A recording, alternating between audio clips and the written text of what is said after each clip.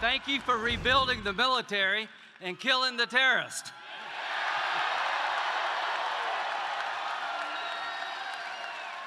Thank you for the strongest economy of my lifetime. And thank you more than anything else for putting up with the never-ending bullshit you have to go through.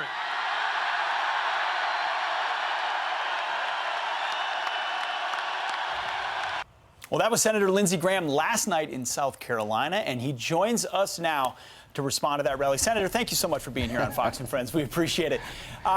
You were fired up. Yeah, this would be a PG version. Okay, PG version.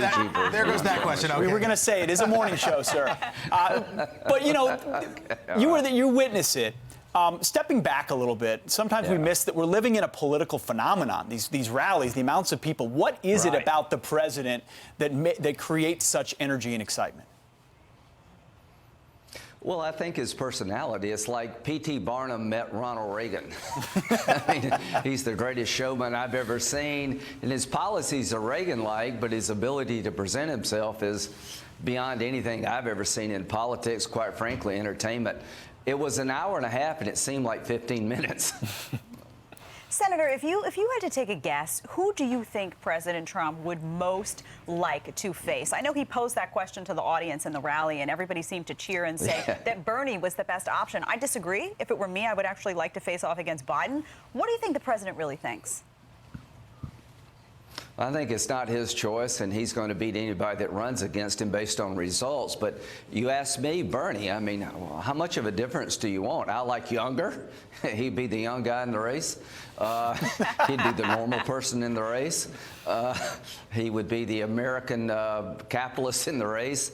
He'd be the commander-in-chief. Can you imagine Bernie Sanders being commander-in-chief? Can you imagine Bernie sitting down with Communist China? What would happen if you had a socialist negotiating with a communist? What kind of deal would you get? Sounds like the start of a great joke, actually, Senator. It's a great point. Well, there's so many. You just stay tuned. If it's Bernie, I've got a lot of good stuff. I believe it. In your state, you felt the temperature last night in the arena. Who's going to take South Carolina? Is it going to be Trump, or will it be one of these many Democratic people? One of the Democrats there, or is it going to be Trump? The president by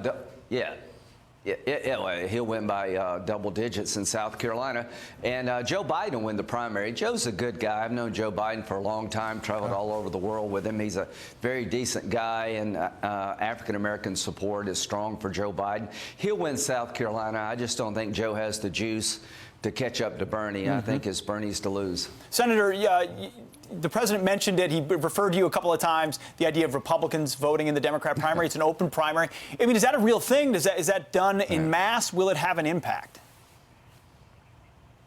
Well, it's always talked about. It's seldom executed. I doubt if it will, to be honest with you. I think the primary is going to be 60% African-American, and Joe Biden will win because James Clyburn, the African-American congressman, is beloved in South Carolina, and Joe's beloved by the African-American community.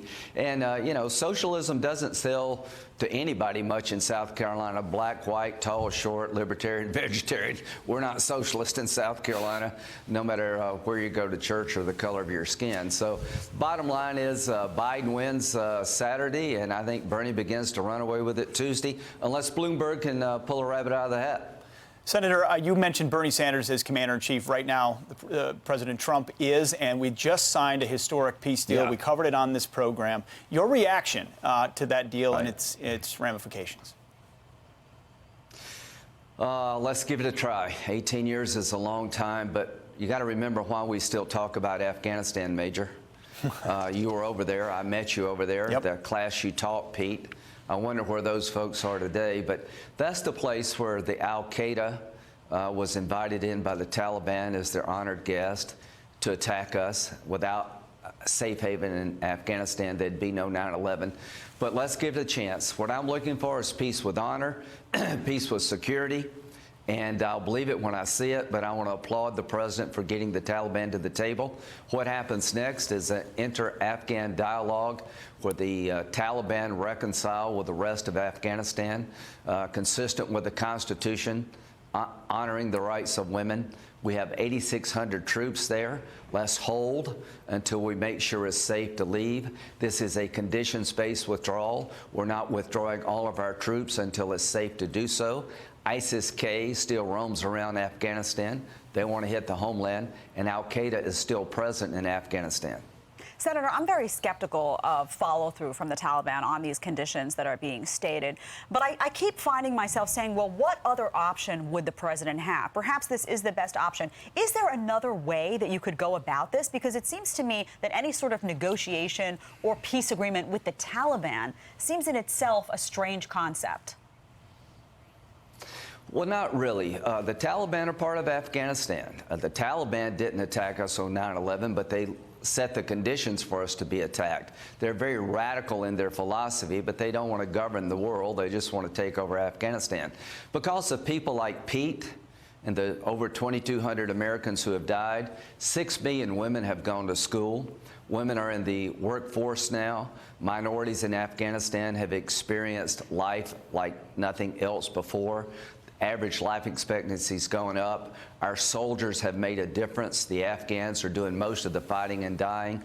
The Afghan women and all those who love them will never throw them back under the bus of the Taliban. So here's what's going to happen. We're going to have a negotiation with the Taliban, who's at 15% approval, with the rest of Afghanistan. I'm looking for a reconciliation that protects the rights of women, and I'm looking for a residual American force to stay in Afghanistan for a long time to make sure that ISIS-K and al-Qaeda never come back. There are more threats to the homeland in Afghanistan than there are in Germany, Japan, and South Korea combined.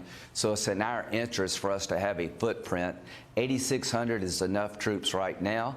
If conditions get better, we can even go below 8,600. But we're not going to give away all the gains we fought so hard for to make Afghanistan not only safe for Afghan women, but safe for American women.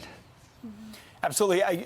Colonel Graham, which is how I knew you in Afghanistan. People may not know this, but still serving in the reserves, and oftentimes for your service, for your service would go to Afghanistan and visit the troops. So I don't know if you can hear me now, right now, Senator, but thank you for what you've done to support the warfighter in Afghanistan. Nobody's gone more to the battlefield than him, and you don't have to agree with every way he views the world, how long we should be involved, but he cares, and he gets it, and he's invested. And if he believes this is a deal that's possible, that's a very good sign. So thank you, Senator Graham, for coming on honestly didn't know he was a colonel. I didn't know either, until he snapped major at you. That sounded very, very quickly military. He visited our base in Kabul when I was there as an instructor at the Counterinsurgency Training Center, and he spoke to our guys. And he spent time hearing from us about what we were learning about the Taliban and other things. And he's gone over there more than any other U.S. senator and done his own service time there. So he knows about Afghanistan. He knows of what he speaks. Absolutely. No doubt about it. Colonel Graham, thank you very much.